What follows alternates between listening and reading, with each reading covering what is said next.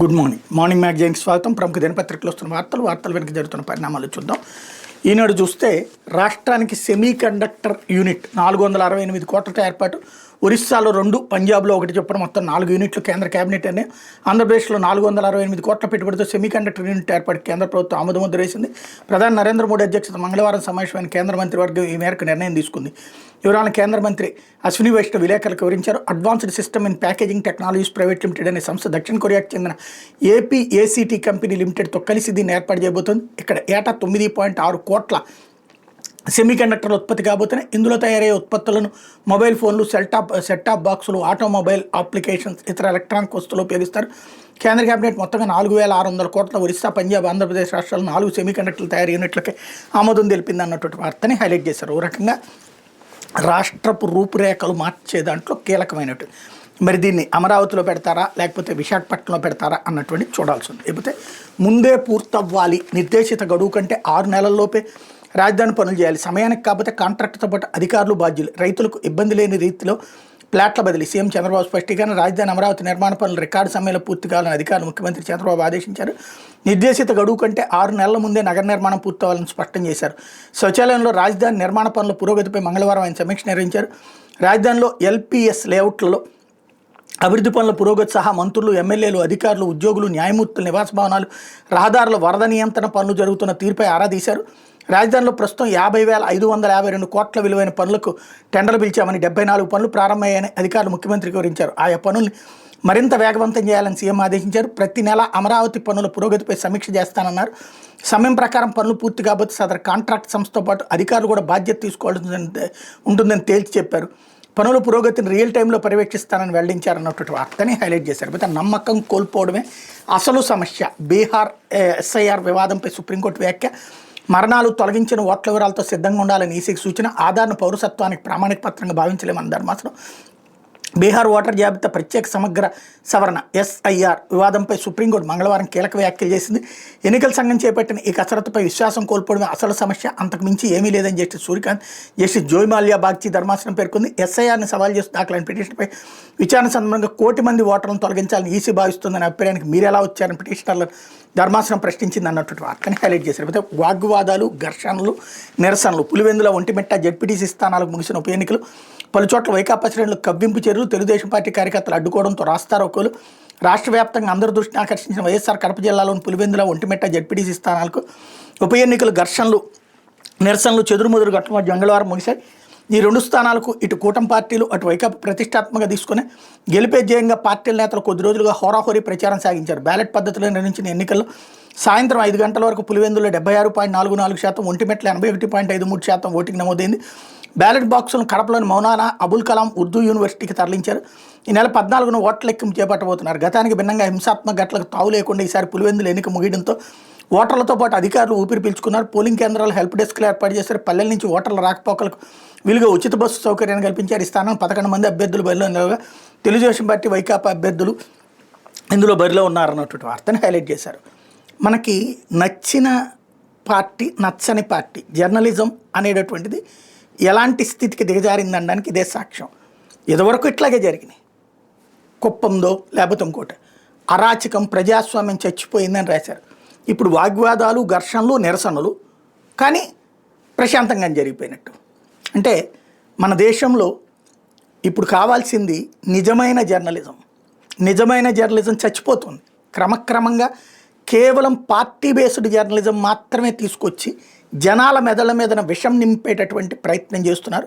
ఇది అత్యంత ప్రమాదకరమైనటువంటి అంశం. లేకపోతే 30 కార్పొరేషన్లకు కొత్త చైర్మన్లు. హిందూ ధర్మ పరిరక్షణ ట్రస్ట్ చైర్మన్గా విశ్రాంత ఐఏఎస్ దాసరి శ్రీనివాసులు, బ్రాహ్మణ కార్పొరేషన్ చైర్మన్గా బుచ్చిరామ్ ప్రసాద్, పోతుల బాలకోటకి సామాజిక సంక్షేమ మండలి చైర్మన్ పోస్ట్, ఒంగోలు నగరాభివృద్ధి సంస్థ చైర్మన్ పదవి జనసేనకు. రాష్ట్ర ప్రభుత్వం 30 కార్పొరేషన్లకు చైర్మన్లను నియమించింది. వాటిలో తెలుగుదేశం పార్టీకి 24 మిత్రపక్షాలను, జనసేనకు 3, బీజేపీకి 2 పోస్టులు కేటాయించింది. వైకాపాయంలో రాజధాని అమరావతి పరిరక్షణకు వివిధ రూపాల్లో పోరాడిన వారికి నామినేటెడ్ పదవుల్లో సముచిత ప్రాధాన్యం ఇస్తున్న కూటమి ప్రభుత్వం. ఆ క్రమంలో అమరావతి బహుజన ఐక్య కార్యాచరణ సమితి అధ్యక్షుడు పోతుల బాలకోటకు రాష్ట్ర సామాజిక సంక్షేమ మండలి చైర్మన్ పదవి కట్టబెట్టింది. జగన్ ప్రభుత్వ దమనకాండను ఆయన తీవ్రంగా ఎండగట్టారు. కీలకమైన తెలుగు సంస్కృతి అకాడమీ, హిందూ ధర్మ పరిరక్షణ ఈ 2 భారతీయ జనతా పార్టీకి ఇచ్చిందన్నటువంటి వార్తని హైలైట్ చేశారు. ఇందులో బాలకోటయ్య గారికి ఇవ్వడం చాలా ముదావహమైనటువంటిది. అట్లాగే ఇటు వీళ్ళకి అటు నాదేళ్ల బ్రహ్మం చౌదరికి కమ్మ సామాజిక వర్గానికి సంబంధించినటువంటి కార్పొరేషన్ ఇవ్వడం, అలాగే నాగుల్ మీరాకి ఏది దూదేకుల సాయిబుల్కి సంబంధించినటువంటి పదవులు ఇవ్వటం, ఆ చైర్మన్ పదవి ఇవ్వడం అన్నీ కూడా మంచి పదవులే. కాకపోతే ఏంటంటే రేషియో కరెక్ట్గా ఉంది. 31 పదవుల్లో 24 తెలుగుదేశం తీసుకుంది. మళ్ళీ ఈ అమరావతి జేఏసీ కూడా తెలుగుదేశం కిందకి వస్తుంది. పోతుల బాలకోట వేరే ఎవరి కోసం పనిచేయలేదు, ఆయన తెలుగుదేశం పార్టీ కోసమే పనిచేశారు. కలిపితే 25 అక్కడ 25 వాళ్ళు తీసుకున్నారు. 3 జనసేనకి, 2 బీజేపీకి, అంటే ఇద్దరికి కలిపి అందులో 30లో 5 ఇచ్చినట్టు అయింది. లేదా విడిగా చూస్తే 3%, 30లో 3% అంటే అదే 3 పోస్టులు అంటే 10%. ఇది ఓవరాల్గా 33% వస్తుందని చెప్పి పవన్ కళ్యాణ్ ఇచ్చిన హామీ పక్కకు పోగా ఎలక్షన్స్ అప్పుడు ఇచ్చినటువంటి లెక్క కూడా పక్కకి వెళ్ళిపోయింది. లేకపోతే ఈనాడు స్త్రీశక్తి పథకం అమల్లో ఇబ్బందులు రాకూడదు, అన్ని ముందస్తు చర్యలు తీసుకొని ప్రయాణికులతో మర్యాదపూర్వకంగా నడుచుకోవాలి, ఈ పోస్ యంత్రాలకు జీపీఎస్ అనుసంధానం చేయండి. సమీక్షలో ముఖ్యమంత్రి చంద్రబాబు మహిళలకు ఉచిత బస్సు ప్రయాణ సదుపాయం కల్పించే స్త్రీశక్తి పథకం అమల్లో ఎక్కడ ఇబ్బందులు తలెత్తకుండా ముందస్తు చర్యలు చేపట్టాలని, పెరిగే రద్దీకి తగినట్టుగా బస్సులు నడిపేలా ఏర్పాట్లు ఉండాలని సీఎం చంద్రబాబు ఆదేశించారు. ఈ నెల 15 నుంచి స్త్రీశక్తి పథకం ప్రారంభం కానుండగా దీని మీద సీఎం చంద్రబాబు మంగళవారం సచివాలయంలో అధికారులతో సమీక్షించారు. భద్రతకు ప్రాధాన్యం ఇవ్వాలని, ప్రయాణికులతో సిబ్బంది మర్యాదపూర్వకంగా నడుచుకోవాలని ఆదేశించారు. ఎక్కడ సమస్యలు తలెత్తినా వెంటనే పరిష్కరించేలా వ్యవస్థ సిద్ధంగా ఉండాలన్నారు. ఈ పథకం అమలు తీరుపై ప్రయాణికుల నుంచి అభిప్రాయాలు తీసుకోవాలని, దీనివల్ల పథకాన్ని మరింత మెరుగుపరిచేందుకు వీలుంటుందని పేర్కొన్నారు అన్నట్టు వార్తని హైలైట్ చేశారు. అయితే బంగారం దోపిడీకి తుపాకులతో బీభత్సం. చందానగర్ ఖజానా జ్యువెలర్స్లోకి చొరబడ్డ 6 దుండగులు. హైదరాబాద్లోని చందానగర్ ఖజానా జ్యువెలర్స్లోకి పట్టపగలు తుపాకులతో చొరబడిన దుండగులు 10 నిమిషాల పాటు బీభత్సం సృష్టించారు. ఒక సిబ్బందిపై కాల్పులు జరిపి వెండి వస్తువులు 1 గ్రామ్ గోల్డ్ ఆభరణాలు తీసుకుని పరారయ్యారు. అయితే బంగారం లాకర్ తాళాన్ని మేనేజర్ ఇంటి దగ్గర మర్చిపోవడంతో భారీ చోరీ తప్పింది.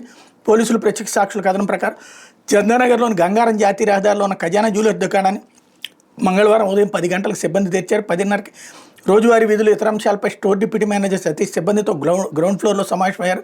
అనంతరం మేనేజర్ అంజిరెడ్డి సెక్యూరిటీ గార్డు సమక్షంలో మొదటి అంతస్తులో లాకర్ తెరిచి బంగారం విలువైన ఆభరణాలు సిబ్బందికి ఇస్తే డిస్ప్లేలో పెట్టాల్సి ఉంది. ఈ మేరకు ప్రధాన గేట్ దగ్గర ఉండే సెక్యూరిటీ గార్డు శ్రీను మొదటి అంతస్తులోకి వెళ్ళాడు. అప్పటికే దుకాణం బయట తచ్చాడుతున్న ఓ దుండగుడు భద్రతా సిబ్బంది పైకి వెళ్ళడానికి గమనించి లోపలికి చొరబడ్డాడు. తర్వాత వరుసగా మరో 5 మాస్కులు, టోపీలు, హెల్మెట్లు ధరించి వచ్చారు. వాళ్లలో 3 దగ్గర తుపాకులోనే ప్రధాన ద్వారం సమీపంలోని సిబ్బంది ప్రశ్నించేలోపు ఒక అతను అతడి తలపై తుపాకీ గురిపెట్టి లాకర్ చూపించాలన్నాడు. బిల్ కౌంటర్ దగ్గర ఉన్న వ్యక్తిని, బంగారం నాణ్యత నిర్ధారించే వ్యక్తిని కొట్టారు. మేనేజర్ లేడని చెప్పగా ఒక రౌండ్ గాల్లో కాల్పులు జరిపారు. ఆ సమయంలో స్టోర్లో మొత్తం 34 మంది సిబ్బంది మాత్రమే ఉన్నారు. డిప్యూటీ మేనేజర్ సతీష్కి తుపాకీ గురిపెట్టి లాకర్ తాళం ఇవ్వకుండా చంపేస్తానని బెదిరిస్తూ నిందితులు ఒకడు మొదటి అంతస్తులోకి తీసుకెళ్లాడు. తాళం తెచ్చేందుకు మేనేజర్ బయటకు వెళ్ళాడని చెప్పగా కోపంతో అతని కాలిపై కాల్పులు జరిపాడు. దీంతో సిబ్బంది కేకలు పెడుతూ తల మూలకు వెళ్లి దాక్కున్నారు. అనంతరం దొంగలు డిస్ప్లే అద్దాలు ధ్వంసం చేసి 10 కిలోల వెండి, పలు 1 గ్రామ్ గోల్డ్ ఆభరణాలతో పరారయ్యారు. ఈ తతంగం మొత్తం 10 నిమిషాల్లో జరిగింది. తర్వాత సిబ్బంది పోలీసులకు సమాచారం ఇవ్వడంతో Cyberabad police commissioner Avinash Mahanti, Madhapur DCP Vinay, ACP Srinivas, Chandanagar inspector Vijay చేరుకుని పరిశీలించారు. దుండగులు ఇతర రాష్ట్రాలకు చెందిన వారిని ప్రాథమికంగా నిర్ధారించారు. కర్ణాటక, మహారాష్ట్ర, ఛత్తీస్గఢ్, ఏపీ తదితర రాష్ట్రాల పోలీసులు అప్రమత్తం చేశారన్నటువంటి వార్తని హైలైట్ చేశారు. ఇక్కడ కొంచెం అదేది మాక్ డ్రిల్స్ బంగారపు కొట్లోళ్ళకి ఇవ్వాలి. 34 మంది కలిసి 5 కొట్టలేరా? తలకు రాయేస్తే అయిపోతుంది కదా. అక్కడే ఉన్నటువంటి వాళ్ళు బగలగొట్టిన అద్దాలతో పొడిచి బారేసిన అయిపోతుంది కదా. ఖచ్చితంగా దొంగల్ని పట్టుకోవాలన్నటువంటి కసిని అక్కడ ఉన్నటువంటి సిబ్బందిలో తీసుకురావాల్సినటువంటి అవసరం అయితే ఉంది. మాక్ డ్రిల్స్ నిర్వహించి అట్లాంటప్పుడు ఎలాగ డీల్ చేయాలన్నది నేర్పడం బెటర్. లేకపోతే సాక్షి వచ్చేటువంటి పోలీసు రాజ్యంలో పచ్చమూకల రిగ్గింగ్, అత్యంత దుర్మార్గంగా పులివెందుల, ఒంటిమిట్ట, జడ్పీటీసీ ఉప ఎన్నికల పోలింగ్, అధికార మదవెక్కిన పచ్చగుండాల సాక్షిగా, పచ్చనోట్లకు అమ్ముడుపోయిన పోలీసుల సాక్షిగా ప్రజాస్వామ్యం కూనేయింది. శాంతి భద్రతలు కాపాడాల్సిన కాకిలే పౌరులపై జులుం చేస్తుంటే, ఓటు చోరులకు పెత్తనం ఇస్తుంటే ఓటు స్వామ్యం చిన్నబోయింది. తెల్లవారకు ముందే చిరుచీకట్లు వీడక ముందే కాకి, ఖద్దరు ద్వయం ఏకమై దౌర్జన్యకాండ రాసింది. గడప దాటద్దంటూ ఏజెంట్లు రాకూడదంటూ ఓటర్ల హక్కులను కాలరాసింది. ఎన్నికను ఏకపక్షంగా మార్చడానికి ప్రజాస్వామ్య విలువలను నిలువులా పాతరేసింది. ఒక ఎన్నిక 100 కుట్రలు, గంతలు కట్టిన నిఘా కళ్ళతో గల్లంతైన పోలింగ్ కేంద్రాలతో జడ్పీటీసీ ఉప ఎన్నికలు చిన్నబోయాయి. దొంగ ఓటర్ల వేలిపై పడ్డ సిరా చుక్క సైతం సిగ్గుపడింది. కూటమి నేతల అరాచకాలు పరాకాష్ఠకి చేరిన వేళ బ్యాలెట్ బాక్స్ సైతం మౌనంగా రోధించింది. ఈ మాత్రం ఎన్నికల కోసం పోలింగ్ కేంద్రం మారింది, పోలీస్ తీరు మారింది. ఎల్లో గుండాల రాజ్యంలో ఓటు సైతం గల్లంతైంది. చివరికి దొంగ ఓటే బ్యాలెట్లో నిక్షిప్తమైంది. ఒక్క బూత్లో కూడా వైఎస్ఆర్సీపీ ఏజెంట్ లేకుండా అప్రజాస్వామికి వ్యవహరించిన పోలీసులు బయటి ప్రాంతాల నుంచి వచ్చి బూతుల ముందే రౌడీలు తిష్టవేసినా పట్టించుకొని పోయిన ఓటేయడానికి ముగ్గురు నలుగురుగా కలిసి వస్తున్న వారిని పోలీసులకు కొట్టి వెనక్కి పంపిన దుస్థితి. ఒక్కో బూత్ని టీడీపీ పెద్ద లీడర్లు పంచుకుని ఊళ్లపై దండయాత్ర. పులివెందులు జెడ్పీడీసీ వైఎస్ఆర్సీపీ అభ్యర్థి హేమంత్ రెడ్డి ఇంటి చుట్టూ 200 మంది టీడీపీ గుండాలు తిష్ట. ఇంటి ముందు షామియానా వేసి కాపలా. ఓటు వేయలేకపోయినా జెడ్పీడీసీ అభ్యర్థి. ప్రతి ఊళ్ళో 300 నుంచి 400 మంది గుండాల మోహరింపు. స్థానికుల బెదిరింపులు, పెండారీలు, దగ్గులు, బందిపోట్లు. తమ ముందు దిగదుడిపోయిన చాటిన టీడీపీ కాలకేయులు. పోలీసుల పహారాలో పెదబాబు చిన్నబాబు కుట్ర అమలు. తెల్లవారుజామున ఎంపీ వైఎస్ అవినాష్ రెడ్డి, వైఎస్ఆర్సీపీ నేత సతీష్ రెడ్డితో పాటు కీలక నేతల గృహ నిర్బంధం. వైఎస్ఆర్సీపీ పోలింగ్ ఏజెంట్లను బూతుల్లోకి వెళ్ళకుండా అడ్డగింత. స్లిప్పులు లాక్కుని టీడీపీ మొక్కలతో దొంగ ఓట్లు వేయించిన రౌడీలు. రౌడీ మొక్కలకు సహకరించిన కాకీలు. ఒంటిమిట్టలో మంత్రి నేతృత్వంలో వైఎస్ఆర్సీపీ ఏజెంట్లపై దాడి అన్నటువంటి వార్తని హైలైట్ చేశారు. అయితే కాల్చి పారేస్తానా కొడక అంటూ వైఎస్ఆర్సీపీ నేతపై డీఎస్పీ మురళి రౌడీజం. టీడీపీ గుండాగిరికి పోలీసుల గులాంగిరి. చెక్పోస్టులతో పులివెందుల అష్టదిగ్బంధం. ఓటర్లు పోలింగ్ కేంద్రాలకు వెళ్లకుండా అడ్డుకున్న పోలీసులు. డీఐజీ కోయ ప్రవీణే రింగ్ మాస్టర్ అన్నటువంటి వార్తని హైలైట్ చేశారు. ఇకపోతే ఓట్ల దొంగలు అంటూ పులివెందులో గెలుపు కోసం బాబు సర్కార్ అడ్డదారులు. దేశమంతా నిర్గాంతపోయేలా ప్రజాస్వామ్యం కూలి. పోలింగ్ కేంద్రాల దేచ్ఛగా దొంగ ఓట్లతో అక్రమాలు.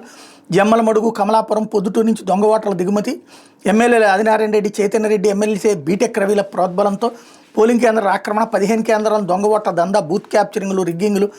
పోలింగ్ కేంద్రాలు బయటే తిష్ట వేసిన టీడీపీ గుండాలు. ఓటర్లను భయభ్రాంతులు గురి చేసి స్లిప్పులు లాక్కుని బెదిరింపులు అన్నటువంటి వార్తని హైలైట్ చేశారు. లేకపోతే మీ కాళ్ళు పట్టుకుంటాం మా ఓట్లేమయ్యాయి. పులివెందుల మండల ఓటర్ల ఆక్రోశం, ఆందోళన, నిలదీత. జెడ్పీడీసీ ఉప ఎన్నికలు ఓటు వేయనివని పచ్చ తాలిబన్లు. అసలు ఓటర్లు పోలింగ్ బూత్లకు వెళ్లకుండా అడ్డుకున్న పోలీసులు. వైఎస్ఆర్సీపీ ఏజెంట్లు పోలింగ్ కేంద్రాల వద్దకు రానివ్వకుండా బెదిరింపులు. వైఎస్ఆర్సీపీ జెడ్పీడీసీ అభ్యర్థి హేమంత్ రెడ్డి సైతం ఓటే లేకపోయిన దుస్థితి అంటూ మరోవైపున ఏజెంట్లు లేకుండానే ఎన్నికలు అంటూ వైఎస్ఆర్సీపీ ఏజెంట్లపై టీడీపీ మొక్కల దాష్టికం. పులివెందుల పరిధిలోని అన్ని బూతుల్లో అరాచకం. ఇళ్లలోకి చొరబడి ఏజెంట్ ఫారాలు చించివేత.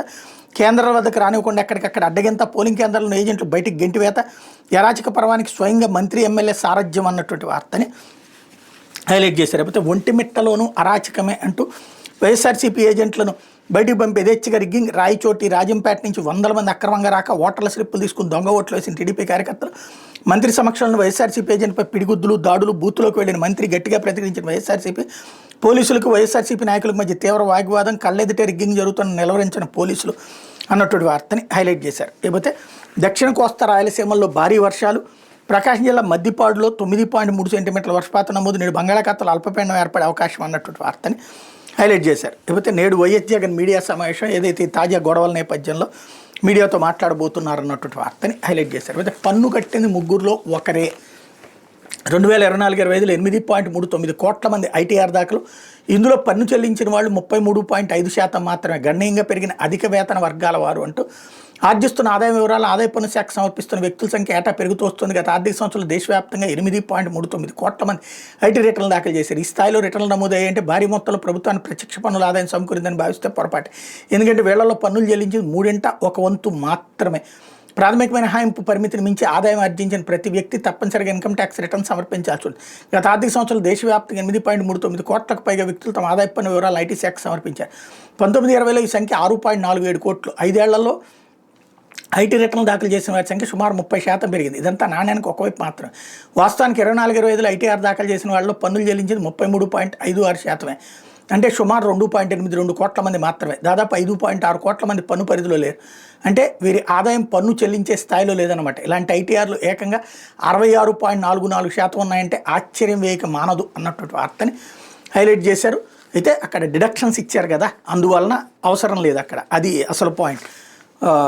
అయితే ఆదాయం పెరిగింది చాలామందికి అన్నటువంటిది ఇక్కడ మెయిన్ ఇష్యూ. లేకపోతే ఆంధ్రజ్యోతి ఏపీలో సెమీ కండక్టర్ ప్రాజెక్ట్ ఇక్కడ కూడా హైలైట్ చేశారు. మరోవైపు రైతుల గోడు వినండి. రిటర్నబుల్ ప్లాట్లపై ఇబ్బందులు లేకుండా చర్యలు. రైతుల విజ్ఞప్తులు పరిశీలించిన. మాస్టర్ ప్లాన్ ప్రభావితం కాకుండా ఆయా సమస్యలు పరిష్కరించండి. అధికారులకు చంద్రబాబు ఆదేశం. ఆంధ్రజ్యోతి కథనాలపై స్పందన. రాజధాని నిర్మాణాలపై సమీక్ష. రికార్డు సమయంలో పూర్తిగా నిర్దేశం. హరిత ఇంధన కారిడార్గా అమరావతి. రిటర్నబుల్ ప్లాట్ల విషయం రాజధాని రైతులకు ఇబ్బంది లేకుండా చర్యలు తీసుకోవాలని అధికారులకు సీఎం చంద్రబాబు సూచించారు. అమరావతి రాజధాని కోసం భూములు ఇచ్చిన రైతుల సమస్యలను ప్రస్తావిస్తూ ఆంధ్రజ్యోతి ఇటీవల వరుస కథనాలు ప్రచురించింది. వీటిపై సీఎం చంద్రబాబు స్పందించారు. రిటర్నబుల్ ప్లాట్ల విషయంలో రైతుల విజ్ఞప్తులు పరిశీలించాలని, అయితే మాస్టర్ ప్లాన్ ప్రభావితం కాకుండా వాటిని పరిష్కరించాలని స్పష్టం చేశారు. దీనిపై స్పందించిన మంత్రి నారాయణ వారం రోజులుగా ఈ అంశాన్ని ఒక కొలిక్కి తెస్తామని సీఎంకి వివరించారు. గత వైసీపీఎంలో రాజధాని పనులు జరగకపోవడంతో నిర్మాణం తెచ్చిన ఇనుము సామగ్రి తుప్పట్టిపోయిందని కాంట్రాక్టర్ ముఖ్యమంత్రి దృష్టికి తెచ్చారు. నిర్మాణం కోసం సేకరించినటువంటి వాటి విషయాన్ని చూడమని చెప్పారు. లేకపోతే జగన్ మార్క్ ట్రాప్ అంటూ ఆ ఉచ్చులో కొందరు టీడీపీ నేతలు మద్యం స్కామ్లో ప్రభుత్వ వ్యూహంపై సోషల్ మీడియాలో అడ్డగోలు దాడి, పార్టీకి ప్రభుత్వానికి మధ్య ఉన్న తేడాను కొందరు టీడీపీ నేతలు గ్రహించలేకపోతున్నారు. మద్యం స్కామ్ కేసులో పేకల లోతు కూరుకుపోయిన మాజీ సీఎం జగన్ పన్నిన వ్యూహంలో చిక్కుకుని పోలీసులు ప్రభుత్వ లీగల్ టీం పైన అభాండాలు వేస్తున్నారు. వైసీపీ హయాంలో మద్యం బ్రాండ్ల ఆర్డర్లు విక్రయాలను తాడేపల్లి ప్యాలెస్కు ముడుపులు సొమ్మును తరలించడంలో కీలక భూమికి పోషించారు. నాటి beverages corporation MD D Vasudeva Reddy, ఉన్నతాధికారి సత్యప్రసాద్కు ముందస్తు బెయిల్ వచ్చేందుకు సిట్టు ప్రభుత్వ న్యాయవాదులు తోడ్పాటు అందిస్తున్నారు, నిందలు మోపుతున్నారు. ఆ ఇద్దరు అప్రూవర్లుగా మారడంతో ఇమిడి ఉన్న సాంకేతిక అంశాలు తెలియక సోషల్ మీడియాలో జగన్ బాణిలోని చెత్త పోస్టింగ్లు పెడుతున్నారు, ప్రభుత్వానికి సరికొత్త తలనొప్పులు తెచ్చిపెడుతున్నారు అంటూ పాపం పక్కా తెలుగుదేశం కార్యకర్త అవతారం ఎత్తడం అంటే ఇదేనమాట. తెలుగుదేశం వాళ్ళ కార్యకర్తలకు చెప్పుకోవాల్సింది త్రూ ఆంధ్రజ్యోతి వాళ్ళ కార్యకర్తల కోసం చంద్రబాబు గారి స్వరాన్ని వినిపిస్తోందనమాట. జర్నలిజం అనేటటువంటి దాన్ని ఎప్పుడో చంపేసుకున్నటువంటి నీచ జర్నలిజానికి దిగజారిపోయినటువంటి ఆంధ్రజ్యోతి వ్యవహార శైలికి పరాకాష్ట. అక్కడ వివేకానంద రెడ్డి కేసు టైప్లోని ఇక్కడ కూడా అప్రూవర్లుగా మార్చారు. అంటే ఏంటి, బహిరంగంగా ఒప్పుకుంటున్నారు ఇదంతా ప్రీ ప్లాన్డ్ కేసు కాబట్టి మీరందరూ సైలెంట్గా ఉండండి అని చెప్పి తెలుగుదేశం శ్రేణులకి సూచిస్తోందనమాట. లేకపోతే మలినాలతో మందు అంటూ నాడు జగన్ ప్రభుత్వం నిర్వాహకం శుద్ధి చేయని స్పిరిట్తోనే జే బ్రాండ్లు కాసులు కక్కుర్తో అడావిడిగా ఉత్పత్తి 68% ఓవర్ ప్రూఫ్ లేకుండానే తయారీ 24 గంటలు నిల్వ కూడా చేయలేదు. డైమిథోక్సినా, మిక్ యాసిడ్, పైరోగలాల్, ఒల్సినిన్ లాంటి ప్రమాదకర రసాయనాలు ఫార్మా స్పిరిట్లోను చీఫ్ లెక్కర్ తయారీ, ఆయింట్మెంట్ టించర్లో వాడే రసాయనాలు కలిపినట్టు అనుమానాలు అంటూ నోటికొచ్చిన కారు కోతలు కొయ్యొచ్చు. ఎవరన్నా తాగి చచ్చిపోతే అందరూ చచ్చిపోతారు, ఒకళ్ళకి ఎక్కువ తాగితే ఎక్కువ చస్తారు, లేకపోతే తక్కువ తాగితే తక్కువ చస్తారు. అంతే తప్పించి మనిషికి అనారోగ్యమే, మందు ఏదైనా అనారోగ్యమే. అప్పుడు వాళ్ళు చెప్పినటువంటిది ఇప్పుడు వీళ్ళు చెప్పిన ఇవన్నీ కనుక వాడితే మత్తు ఎక్కువ అవుతుంది, కిక్కు ఎక్కువ అవుతుంది. అప్పుడు కిక్కు రాలేదురా మొర్రో అని కదా వాళ్ళు గొడవ చేసింది తాగుబోతులందరూ కూడా. ఇంకోటి, ఏ మందు తయారు చేసినా సరే డిస్టిలరీలు దాన్ని టెస్ట్ చేసే సిస్టమ్ ఉంటుంది. ఆ టెస్ట్ రిపోర్ట్స్ అక్కడ ఉంటుంది గవర్నమెంట్ దగ్గర, అవి చూసుకుంటే సరిపోతుంది. నోటికొచ్చిన కారు కోతలు, నోటికొచ్చిన అబద్ధాలు, నోటికొచ్చినటువంటి ఆరోపణలు వార్తలుగా రాసేసి వార్తలు నిజమని నమ్మించేటటువంటి నీచ జర్నలిజంలో వీళ్ళకి మించినోళ్ళు మరొకళ్ళు లేరు. నిస్సిగ్గుగా జరుగుతున్నటువంటి వ్యక్తిత్వ హననం, నిస్సిగ్గుగా జరుగుతున్న ప్రజాస్వామ్య హత్య అన్నటువంటి దానికి సజీవ సాక్ష్యంగా ఇది నిలుస్తుంటుంది. లేకపోతే పులివెందులకు ఓట్ల స్వాతంత్రం, 4 దశాబ్దాల తర్వాత స్వేచ్ఛగా పోలింగ్, ప్రతిష్టాత్మకంగా తీసుకునే యంత్రాంగం, ఓటర్లో ధైర్యం నింపేలా ముందొచ్చేర్లు, పోలింగ్కి ముందే ఎంపీ అవినాష్ అరెస్ట్, ఆశాంతం పర్యవేక్షించి డిఐజీ ఎస్పీ. దీంతో చేతులు ఎత్తేసిన వైసీపీ, ఓటే వేయని పార్టీ అభ్యర్థి, మీది వైసీపీ అయితే మాది కాకి కాల్చి పారేస్తా, తాగి దూషిస్తున్నామని డిఎస్పీ స్ట్రాంగ్ వార్నింగ్. జడ్పీటీసీ ఉప ఎన్నికలు 76.44% పోలింగు, ఒంటిమెట్ల 81.53%, రేపు ఫలితాలు అన్నటువంటి వార్తని హైలైట్ చేశారు. ఇక్కడ నేను చెప్పాను కదా, ఇంతకుముందుదైతే జగన్ టైంలోదైతే కనుక ప్రభుత్వం అయితే తప్పు చేసేసినట్టు. ఇప్పుడు అంత పబ్లిక్గా కనబడుతున్న 3 ప్రదేశాల్లో రీపోలింగ్కి జరిగినా కూడా, అనౌన్స్మెంట్ ఇచ్చినా కూడా ఇవాళ ఆ రీపోలింగ్ని బహిష్కరించింది వైసీపీ. అయినా కూడా ఇప్పుడు అద్భుతంగా జరిగినట్టు. అంటే మన వాళ్ళు దాడులు చేసి దౌర్జన్యాలు చేస్తే నిజాయితీగా జరిగినట్టు, ఎదుటి వాళ్ళు దాడులు దౌర్జన్యాలు చేస్తే అది అరాచకమైనట్టు. ఇది నీచ జర్నలిజానికి పరాకాష్ట. నాడు తప్పుబట్టే నేను ఏది మహిళల బ్లౌజుల్లో నుంచి నామినేషన్ పత్రాలు తీసింది దుర్మార్గం, నీచత్వం అనే మాట్లాడుకున్నాం. తిరుపతిలో దొంగ ఓటర్లనే దుర్మార్గం, నీచత్వం అనే మాట్లాడుకున్నాం. తప్పుని తప్పుగానే మాట్లాడుకోవాలి, ఒప్పుని తప్పుగా, తప్పుని ఒప్పుగా మాట్లాడుకునే సిగ్గుమాలిన చర్యలు మనం చెయ్యం. వీళ్ళకి మాత్రం ఆ సిగ్గుమాలిన చర్యలు చేస్తూ వీళ్ళు ప్రపంచానికి నీతులు చెప్తూ ఉంటుంటారు అన్నమాట. లేకపోతే 3 ఏళ్లలో జరగాల్సిన పనులు 8 నెలల్లో పూర్తి అంటూ అక్షరమే అండగా పరిష్కారం అజెండాతోనే సాధ్యం. ఎమ్మెల్యే ఆదిరెడ్డి శ్రీనివాస్ అంటూ ఆంధ్రజ్యోతి చేపట్టిన అక్షరమే అండగా పరిష్కారం ఎజెండా అనేది ఒక వినూత్న కార్యక్రమం. రాజమహేంద్రవరం కార్పొరేషన్ పరిధిలోనే 9వ వార్డును ఎంచుకున్నారు. ప్రజల నుంచి సమస్యలు తెలుసుకున్నారు. దీంతో ఒక్క వార్డులో 8 నెలల్లో రోడ్లు, డ్రైన్లు, కల్వర్ట్లు తదితర 32 పనులు 9.69 కోట్లతో పూర్తి చేశారు.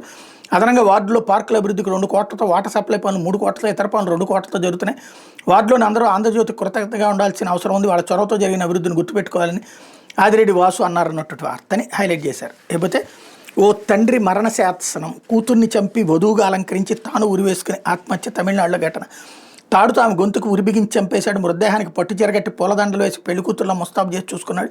తర్వాత అదే తాడుతో ఉరివేసుకుని ఆత్మహత్య చేసుకున్నాడు. కూతురికి పెళ్లి కావడం లేదని ఆవేదనతో తండ్రి చేసిన దారుణం ఇది. తమిళనాడు దిండిగల్ జిల్లాలో ఈ ఘటన స్థానికులు కటతడి పెట్టించింది.